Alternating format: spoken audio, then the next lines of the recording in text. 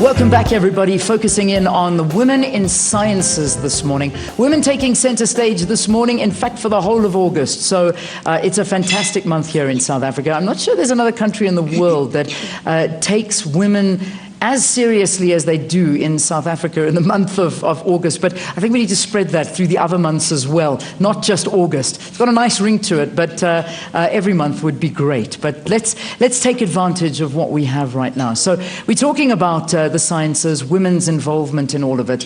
But before the break, we have got two of our winners that have joined us this morning from last night, the Women in Science Awards. And the two winners that we have with us, of course, is from the Humanity and Social Sciences overall winner, Professor Bonani Olive Nchandama, and also Professor Jane Catherine Ngila. She won in the Physical and Engineering Sciences. The question that I was really looking for, and the answers to that, was when you were growing up, Prof, what was it like for you? Who did you look up to? What was it that inspired you to want to get into the work that you do? Yes, thank you, Leanne. I am grateful that we are talking today, of course, with the facilitation of the minister, about engaging science and engaging about science, because when I grew up, it was a scary concept. Yeah. I just could not see myself being amongst it or one of it or part of it. But I guess the role that I see myself playing more these days is the very issue of how do you create fascination and curiosity and the willingness, particularly because I'm from the rural area, from that young girl out there or that young boy out there to start in his or her own surrounding and see him or herself doing that. So I just wanted to learn and understand first and foremost. And I had great appreciation of the pure scientists, natural scientists, and so forth. And that helped because today I can easily navigate the conversations in a transdisciplinary team.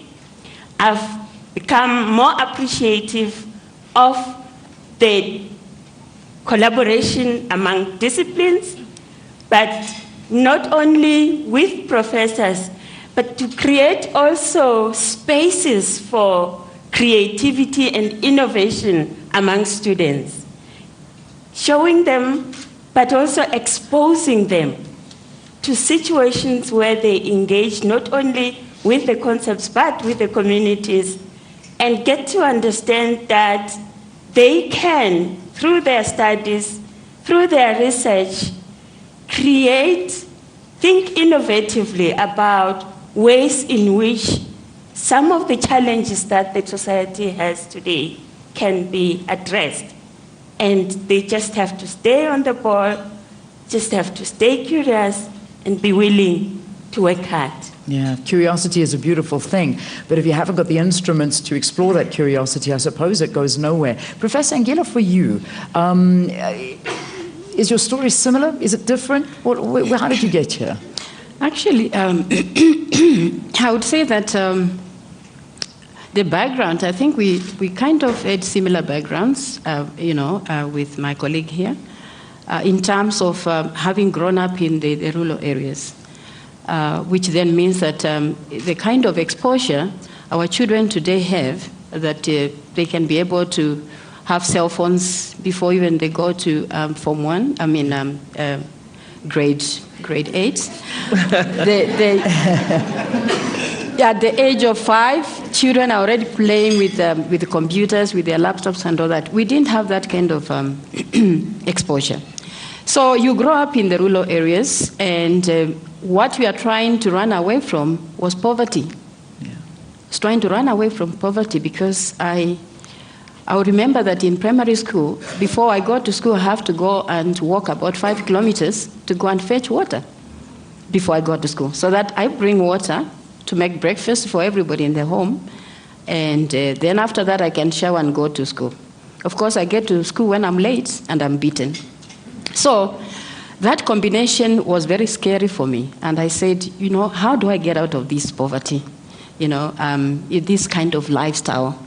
Of course, one side I can see myself in the rural areas, and then on the other side I see other people in the city, and I'm admiring because at certain times I would get an opportunity to go and visit relatives in the city, and then I see the kind of lifestyles they're leading, and I'm like, okay, I would want to lead this kind of life. So that was my motivation. Okay, first point number one. Point number two was the fact that during that time, teachers had the power to beat, kids, students. And so mathematics was one thing that we used to be beaten. If you come and you cannot be able to repeat the 2 times 2, 5 times 5, so forth and so on, you are in trouble. Yeah. So as a result of that, I was also very scared of being beaten. So I had to make sure that I have to revise these things the whole night so that in the morning I'm just like a puppet, repeating everything that I've learned. Now, looking at that kind of experience that I went today and today's experience, what can I change? One thing I would change in my life would be that the exposure that the children have today, having the opportunity to actually go to school, say, for example, you're in primary school or in grade, the lower grade, and then you have got an opportunity to go and see what is happening in high school. When you're in high school, you learn to see what is happening in the universities, for example, because now you want to form that kind of pattern. You want to be able to see in the future, where do I want to go? And so you start forming the images. That is point number one. Two, the exposure of, being able to play around with things, because the more you play around with technology, the more comfortable you get. Absolutely. The first time I got a cell phone, I had to call my children, please show me how to, I know. And very quickly they catch it because they are young and they can be able to catch these things. So in short, what I'm trying to say is this. Science and technology, for everybody to be oriented towards science and technology, there has to be that exposure from very early age, where you start now playing around with things, getting to see what is happening, mentorship. When I was at the University of Botswana, at one time I was teaching at the University of Botswana, we used to have mentorship for clinics for girls. And so we go to the high school, the rural areas in high school. And when we go and stand there, they say, oh, you are a woman and you are doing science. So that it is enough for the student to start thinking, okay, this is Dr. Ngila, and she's can be able to do science. So I can also be able to do science. So that kind of mentorship. And then we'll also bring the students back into our labs and we show them what we do. In fact, we need to shadow them. So in the morning, in the evening, starting from morning all the way, they see what we do. You go to class, you come to the lab, you do all sorts of things. So somehow these are the things that we have to start engaging ourselves so that our kids who are starting from primary school, secondary school, they can go towards that direction.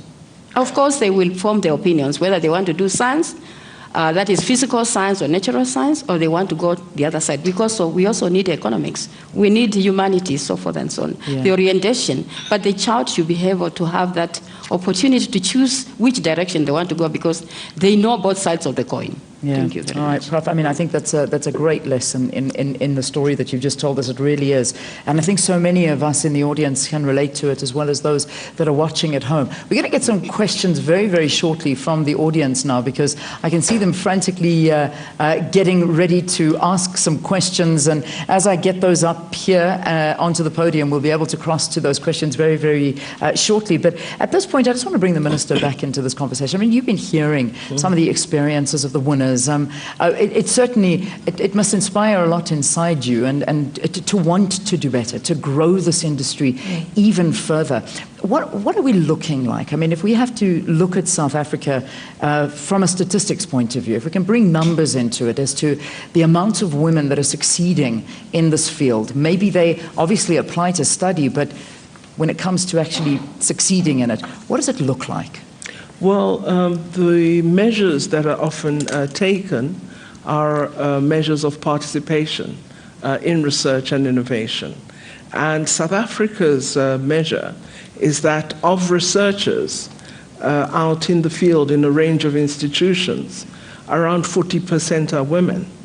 And that compares very well with the rest of the world. So there's immense potential in South Africa. Where we need to improve is in specific disciplines, such as the engineering sciences, for example, as well as information technology. So I think we have a cohort of women that are increasingly successful, but it is clear much more needs to be done.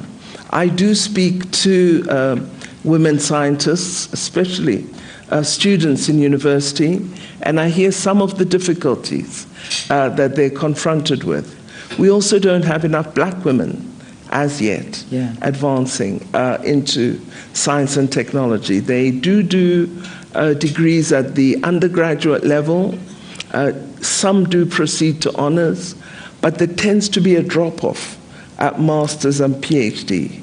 So we have to find a way of expanding representativity and numbers at those levels. Yeah. But certainly they're present, they're competent. We have established scientists who are world-class in terms of achievement, but the pool, as always, needs expansion, needs growth. And this brings me to a tweet that I've just seen here. Mbuso Mohlane writing to us and saying, we men also need development. Not all men are well developed. We would agree with that. We didn't want to highlight that. But the reality is jokes aside, I mean, yes, we are focusing in on women because when you look at the pool, as you're saying, there's a stark difference between what we're seeing and the development of men that are excelling in this industry as opposed to women. In fact, I'm actually going to bring Dr. Dumansa in here. We were having a conversation earlier about the ratings and looking at the studies and the different levels that you do have. And there are, you were saying, 9 rated women in South Africa that have grade A ratings, but in terms of men, I mean, it's much bigger because there's a bigger pool. Okay. So, yes, we spoke about the rating this morning. From your observation that in all of the conversations with the winners last night, everybody seemed to speak about, I have an NRF rating, a C rating, an A rating, a P rating, which seemed to indicate for the person, the individual, their standing in the research community. The benchmark currently in use is one of the benchmarks is the NRF rating, which speaks to their research track record, mostly their publications. In terms of the rating, we've seen that the number of rated researchers over time has grown. We are sitting at just over 3,100 active rated researchers in the national system. But what we were talking about is the fact that there are much fewer female rated researchers than there are male rated researchers. And then within that female band, from A as we talk until Y, there are only 18 A-rated female researchers. Now, you remember I started off with a number of over 3,000. So this is what we're looking at. And then we must remember the issue of gender intersects with a number of others. And the issue of gender intersects very clearly in the research field with the issue of race as well. And though we're saying it's not only about demographics, it is still one of the key issues that we have to address. So when we start to look at the number of black researchers, then at the A level, this is male and female, we'll have 9. And so I spoke about the fact that we have seen amazing increase in all researchers, the numbers, both social sciences, humanities, and the natural sciences, in terms of increasing researchers putting themselves under the lens, as it were, with regard to their research standing. What we have to do in partnership with the universities, with the researchers themselves, is to grow the number of black researchers that are rated, and especially black women that are rated in all our rating categories from a research excellence point of view. So, we had a study done by the Department of Science and Technology recently, and what the team reported was that while there are many academics in the university system and in our science councils with senior degrees, many of them are not actually publishing. So while they are working in a research domain, they're not actively publishing their research. So it's a kind of missing, silent majority that we need to get active because the indicators are publications, they're innovative products, patents. So as we look at those indicators, we need to ensure that our scientists are active in those areas, because that's how you get the kinds of ratings that are spoken of. But if you just achieve a doctorate and then become a lecturer, and you stop publishing because your thesis is there, you're not developing the knowledge that you gathered from your postgraduate work, you don't publish articles, you're not expanding your research field, you are doing us down in terms of indicators. So we've got to ensure that our researchers are active, and that if they have difficulty in terms of either submitting or putting together proposals, or have difficulty with actual publication and writing, we need to provide the support that allows them to be successful, active researchers.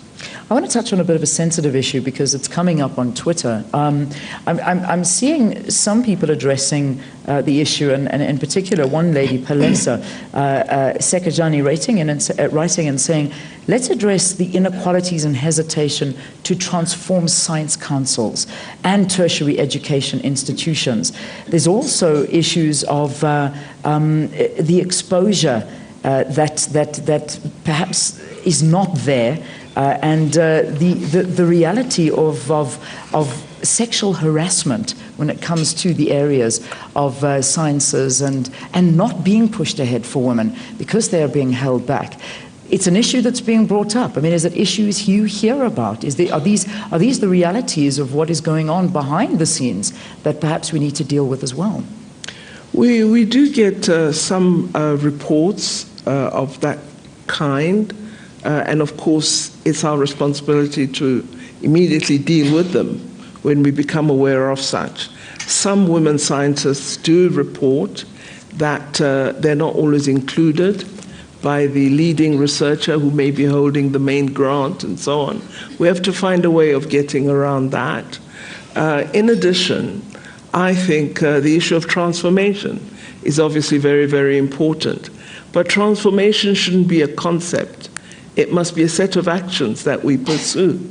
It's very difficult to transform higher education if the large number of black and female graduates want to go into the private sector to earn millions and don't wish to remain in the academy and be researchers. So we want people who have a love for the search for knowledge, who want to be in the academy to pursue this curiosity and creativity, who aspire to have the title professor, who aspire to be established researcher, who aspire to lead disciplines in their specific fields. So it's a special kind of person, and it doesn't happen if you leave university and exit the field. We are not going to transform if we don't have the bodies that support us to make the changes we want. All right, we're going to take a very quick break here on the program. When we return, we're going to now start taking questions from the audience, and also some viewers asking, why don't we have very young scientists on the panel? Well, let me tell you, we've got lots of young scientists in the audience. We're going to go and speak to them right now. Stay tuned to the program.